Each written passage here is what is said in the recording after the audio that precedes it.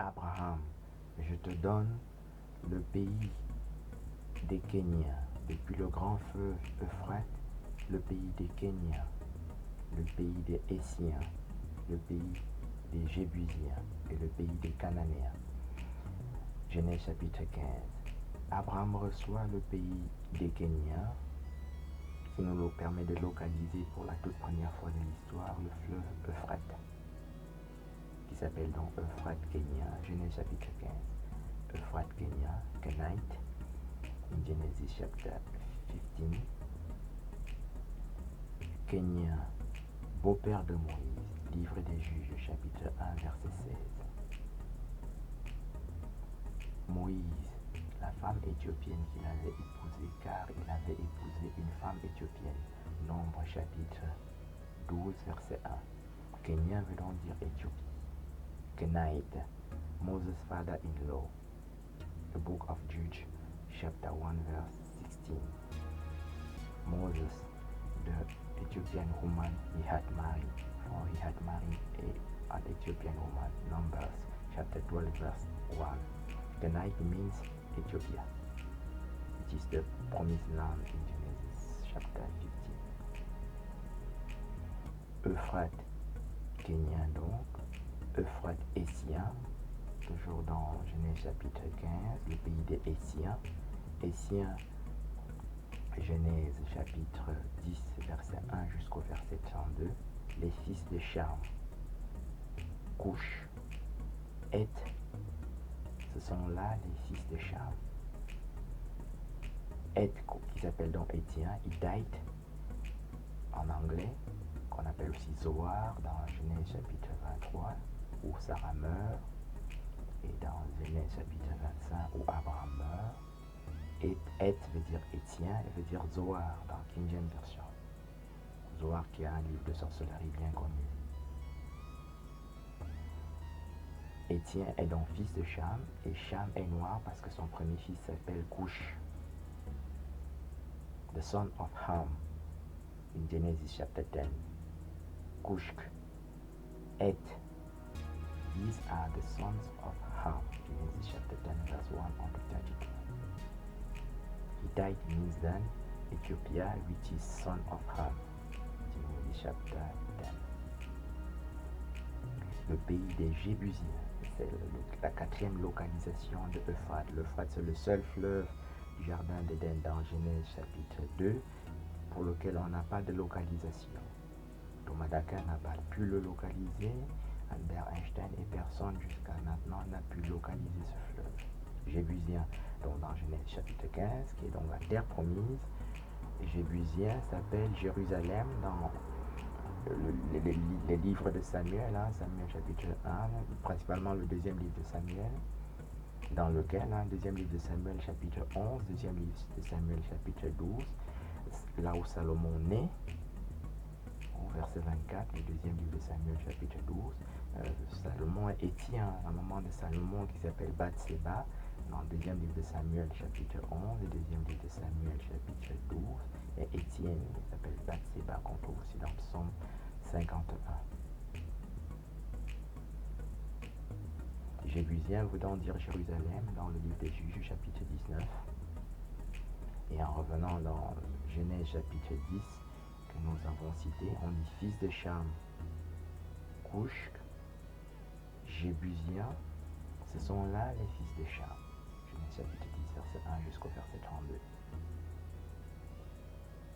Jébusien est le fils de Cham, et Cham est noir parce que son premier fils s'appelle Cush, qui veut dire Éthiopie, qu'on trouve dans Jérémie chapitre 13, verset 23. On dit un Éthiopien est noir comme les taches du léopard, et ça ne change pas.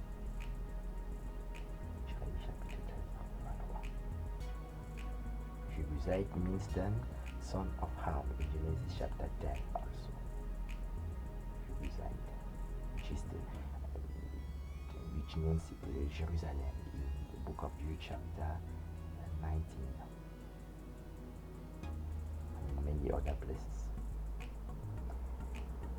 Dans Genèse chapitre 15, toujours, Abraham reçoit le pays des Cananéens. On dit Euphrate cananéen, Genèse chapitre 15. Et cananéen. Canaan veut dire fils de Cham aussi. Genèse chapitre 10, on dit fils de Cham, Cush. Canaan, on répète au verset 15 encore Canaan. Canaan au verset 6 et Canaan au verset 15. On dit ce sont là les fils de Cham. Donc, Canaan est fils de Cham à 2 reprises dans Genèse chapitre 15 au verset 6 et au verset... Genèse chapitre 10 au verset 15 et au verset 6. Il est aussi fils de Cham dans Genèse chapitre 9. Donc ça, c'est les 4 premières façons de localiser de manière simple et compréhensible par tout le monde le fleuve Euphrate. Qu'on trouve aussi dans Jérémie chapitre 13. On dit Euphrate, éthiopien. Euphrate, léopard. Euphrate, mon nom, Euphrate du Midi. Il y a 4 localisations de fleuve Euphrate dans Jérémie chapitre 13, verset 1 jusqu'au verset 27, qui se lit aussi Jérusalem, éthiopien, Jérusalem. Le livre de Judith chapitre 1 nous donne encore 4 autres localisations du fleuve Euphrate. Judith chapitre 1, on dit Assyrie, Euphrate, Ninive, Euphrate, Euphrate du Tigre, Euphrate, Éthiopie. Livre de Judith chapitre 1 jusqu'au verset 12 pour la version française et en 15e version va jusqu'au verset 16 pour dire la même chose. Dans le livre de Genèse chapitre 10 verset 1 jusqu'au verset 32, on nous apprend que Assyrie, Ninive, ce sont les fils de Cham. Au verset 8, verset 10 et 11. Ninive et Assyrie y sont cités. Qu'on retrouve aussi dans Michée chapitre 5 et dans Sophonie. Ça nous porte à 12 localisations très précises du fleuve Euphrate. Le livre de Judith chapitre 2 nous apprend que l'Euphrate s'appelle Madian Euphrate. Judith chapitre 2 du verset 24 jusqu'au verset 26. Midian Euphrate. Judith chapitre 2. And Midian means Ethiopia in Habakkuk chapter 3 verse 7. Madian veut dire Éthiopie dans Habakkuk chapitre 3 verset 7. Qu'on trouve aussi dans Nombre chapitre 10. On dit le Madianite, beau-père de Moïse, qui est donc éthiopien. Comme nous l'avons vu à 2 reprises dans Nombre chapitre 12 verset 1. Qui nous porte à 13 localisations très précises du fleuve Euphrate. Le deuxième livre d'Esdras chapitre 13 verset 35-36 jusqu'à 45 dit Sion, Euphrate. Sion, Sion, Euphrate. Sion au verset 35 et au verset 36. Et Euphrate au verset 45. C'est en anglais, mais ça s'écrit de la même façon. Sion s'écrit exactement. Parfois on dit Zion avec Z, mais ici c'est écrit avec S dans la King James version, qui est la plus vieille Bible que nous avons couramment sous la main. Comme c'est Sion à 2 reprises, et que Sion veut dire Éthiopie dans Sophonie chapitre 3, verset 10 jusqu'au verset 16. On dit Éthiopie, Sion, Éthiopie, Sion, Sion. Éthiopie au verset 10 et Sion au verset 14 et au verset 16. Isaïe chapitre 18, verset 1 jusqu'au verset 7 dit aussi Éthiopie, Sion, le nom de l'Éternel. Éthiopie dans Isaïe 18 et dans Sophonie 3, Éthiopie est aussi la montagne sainte et le nom de l'Éternel, en plus de s'appeler Sion. Donc ici dans le deuxième livre d'Esdras chapitre 13, nous avons donc Sion à 2 reprises, au verset 35 et au verset 36, qui nous donne donc 2 localisations supplémentaires du fleuve Euphrate. Il nous donne en tout 15 localisations du fleuve Euphrate qui sont indiscutables. On dit dans Genèse chapitre 2, un fleuve sortait du jardin et se divise en 4 bras pour arroser le jardin de Dieu. Et le premier fleuve, le premier bras, c'est Bichon, qui entoure le pays d'Avila. Le deuxième, c'est Guillon, qui entoure le pays d'Éthiopie, Cush. Et le troisième, c'est le Tigre, et qui coule à l'orient de la Syrie qui est dans le pays de Cham. Et Le quatrième, c'est l'Euphrate. L'Euphrate, on ne nous dit pas où il se trouve. Ce que nous venons de faire ici à 15 reprises. Le premier fleuve, c'est Pishon, Avila. Avila, c'est le fils de Couche dans Genèse chapitre 10 que nous avons cité abondamment. Nive, Assyrie, c'est aussi fils de Couche, donc dans Genèse chapitre 10 et dans plusieurs autres endroits de la Bible. Et l'Euphrate, pour lequel on n'avait pas de localisation, vient d'être localisé ici maintenant pour la toute première fois de l'histoire. Et quant au tigre qui coule à l'orient de la Syrie, toutes les cartes, les 144 cartes que nous produisons, montrent que le tigre se trouve donc en Éthiopie. L'Afrique s'appelle dans la Bible Éthiopie, qu'on appelle donc Kenya, qu'on appelle aussi Madian. Guillon, qui est le deuxième fleuve, et qui coule donc au pays de Couche dans Genèse chapitre 2, verset 8 jusqu'au verset 15, se trouve dans le premier livre des rois, chapitre 1, verset 33 jusqu'au verset 34, se trouve donc à Jérusalem. Le roi David mourant demande au prophète Nathan d'aller oindre Salomon, son fils, au fleuve Guillon, qui se trouve donc à Jérusalem. Donc, verset 33, on dit Salomon, Guillon, Salomon, Israël, Guillon, Israël, qui veut dire donc dans Genèse chapitre 2, Éthiopie.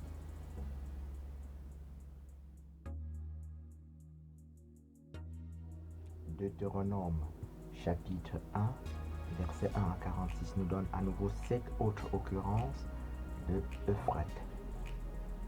Verset 2, on lit Horeb, Euphrate, Euphrate au verset 7.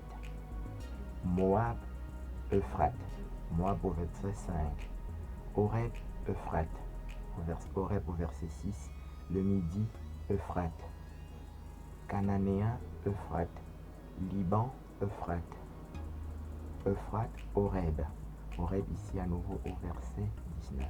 Nous avons 3 Horeb à définir. Horeb, c'est ce qu'on appelle la montagne du Sinaï, qui se trouve à Madian. Et Moïse, qui est égyptien, fuit l'Égypte dans Exode chapitre 2 et se trouve au pays de Madian dans Exode chapitre 2. Qui se lit donc Moïse, Madian, Séphora. Exode chapitre 2 du verset 20, du verset 15 jusqu'au verset 21. Sacrificateur de Madian, sacrificateur veut dire prêtre, et puis donne sa fille Séphora dans Exode chapitre 2. Exode chapitre 3, on lit Moïse faisait paître le troupeau de son beau-père, le sacrificateur de Madian, jusqu'à la montagne de Horeb, la montagne de Dieu à Horeb, Exode chapitre 3, qui est la terre sainte, définie dans Exode 3 comme la terre sainte, le buisson ardent. Il rencontre le Christ. Donc Exode chapitre 3, verset 1 jusqu'au verset 15, définit donc la montagne de Dieu comme étant la montagne de Horeb, comme étant la montagne de Sinaï qui est la terre sainte. Ce passage d'Exode chapitre 3 est répété dans Actes des Apôtres chapitre 7, verset 29 jusqu'au verset 33. Horeb est remplacé dans Actes des Apôtres par Sinaï. Actes des Apôtres chapitre 7, verset 29 à 33. Ça s'appelle Madian Sinaï, qui est ici. Exode chapitre 3, ça s'appelle Madian Horeb. Dans les 3 Horeb que nous avons dans Deutéronome chapitre 1, c'est Madian Horeb, Madian voulant donc dire Éthiopie. Élie, dans le premier livre des rois chapitre 17 jusqu'à deuxième livre des rois chapitre 2, Élie le prophète fuit aussi à la montagne de Horeb, qui est dans la montagne du Sinaï. Il marche 40 jours et 40 nuits jusqu'à la montagne de Horeb, montagne de Dieu qui est dans le Sinaï, terre sainte. Ça, c'est les 3 Horeb, Euphrate, de Deutéronome 1. Après, on dit Moab, Euphrate. Moab se trouve dans Genèse chapitre 36, verset 35. On dit Madian, Moab. Donc, Moab est madianite, qui veut dire donc éthiopien aussi. Et on dit après Euphrate, le Midi. Le Midi au verset 7, le même verset 7 qui contient Euphrate, grand fleuve. C'est donc le Midi, Euphrate. Le Midi veut dire Israël, parce que c'est quand Israël est parti d'Égypte, le Cananéen, Canaan se trouve dans le sud. On dit le Arad, le roi des Cananéens y arrivé, qui habitait le Midi y arrivé, Israël. Donc quand ils sont partis d'Égypte, ils vont dans le sud de l'Égypte. Et Canaan se trouve dans le sud, tel que c'est décrit dans Isaïe, chapitre 30. Ça s'appelle les bêtes du Midi. Le léopard, c'est une bête du Midi. Le lion aussi, Isaïe 30. Le léopard, le lion. Et le Liban, qui se trouve ici dans le verset 7 de Deutéronome 1, s'appelle aussi Liban, lion, léopard, dans Cantique des Cantiques, chapitre 5 et chapitre 4. Le Liban de la Bible, c'est dans le jardin d'Éden, et on y trouve des diamants et des lions et des léopards. Les autres Libans n'ont rien à voir avec le Liban de la Bible. Les autres Libans qu'on trouve sur cette terre aujourd'hui n'ont rien à voir avec le Liban de la Bible. Par ailleurs, il n'y a pas de juifs ashkénazes dans la Bible non plus, ni de hébreux ashkénazes, ni de sémites ashkénazes. Nulle part dans la Bible. Il n'y a pas de juifs par la mer non plus. Nulle part il y a la mère de Noé, ni la mère de Sem. Sem, c'est le fils de Noé. On ne connaît ni la mère de Noé, ni l'épouse de Noé qui donne naissance à Sem, sémite. Et on ne connaît pas l'épouse de Sem qui donne naissance à Héber, qui veut dire hébreu. On ne connaît pas la mère d'Abraham non plus. La mère d'Abraham n'est mentionnée nulle part dans la Bible. La mère de David non plus. Mais hébreu veut dire Abraham l'hébreu dans Genèse chapitre 14, verset 13. Donc, Liban dans la Bible, c'est Liban diamant, Liban jardin d'Éden, Liban lion léopard. Voilà, les autres Libans n'ont rien à voir avec la Bible. Donc, et hébreu dans la Bible, c'est dit l'esclave hébreu dans Genèse 39, chapitre 39, verset 17. Abraham l'hébreu dans Genèse chapitre 14, verset 13. Et les autres hébreux de la télévision, du cinéma n'ont rien à voir avec les hébreux de la Bible. Voilà. Donc pas de mère de Héber, pas de mère de David non plus, hein, pas de mère d'Abraham, nulle part. Voilà. Alors, nous avons fait la recherche pour vous, ça n'existe pas. Donc, le Midi, c'est dans du Cananéen, Arad, roi des Cananéens, c'est dans Nombre chapitre 21, qui habitait le Midi, vit arriver Israël. Quand Israël quitte l'Égypte pour aller à Canaan, Canaan c'est dans le sud, dans Nombre chapitre 21, Nombre chapitre 23. Bien. Et Canaan, on a dans le verset 7 de Deutéronome 3, on a Cananéen, Euphrate, qu'on a déjà étudié, et Liban, nous venons d'en parler, et il reste donc Euphrate, Horeb, dans le verset 19. Ça fait 7 occurrences Euphrate. La seule chose qu'il fallait définir, c'était donc Horeb. Nous avons sauté pour aller dans Jérémie, parce que Jérémie, tout le monde voit ce que c'est qu'un léopard, alors que ici, pour définir Horeb, c'est un peu plus long. Et pour parler du Liban, c'est légèrement polémique. C'est pour ça que nous avons sauté pour aller dans Jérémie, qui est un livre un peu plus loin. Sinon, chronologiquement, on a Euphrate dans Genèse chapitre 2, Jardin d'Éden, Euphrate dans Genèse chapitre 15, Abraham. Et puis, on tombe sur ce Genèse, sur ce Euphrate dans Deutéronome chapitre 4, 1, chapitre 1. Mais comme je l'ai dit, définir Horeb, c'est un peu plus long. Alors que quand chacun voit le léopard, il voit très bien ce que ça veut dire. Il ne faut presque pas expliquer. Quand on dit Euphrate léopard, ça ne demande aucune explication. Alors que ce que nous venons de faire ici est légèrement polémique, c'est pour ça que nous avions sauté. Ça nous porte donc à 22 occurrences de Euphrate. Le matériel et méthode de cette étude est extrêmement simple. Il suffit d'aller dans Google et de taper la Sainte Bible. Il s'affiche plusieurs Bibles électroniques et chacun choisit celle qu'il veut. Hein. Et si vous êtes témoin de Jéhovah, vous prenez une Bible de témoin de Jéhovah. Si vous êtes catholique, par exemple, vous prenez 8 secondes. Si vous êtes protestant, vous pouvez prendre Darby, par exemple, Translation. Et si vous parlez anglais, c'est mieux de prendre King James Version, qui est la Bible la plus ancienne et qui est plus propre, qui a moins de falsification dedans. Et vous tapez Euphrate. Voilà. Et vous trouvez ce que je viens de dire là, donc Euphrate dans Genèse 2, Euphrate dans Genèse 15, et Euphrate ici dans Deutéronome chapitre 1, et puis Euphrate dans Jérémie par exemple. Nous avons sauté Deutéronome parce que c'est une explication qui est un peu polémique et qui est plus difficile à recevoir, alors que Euphrate léopard, tout le monde voit ce qu'on est en train de dire.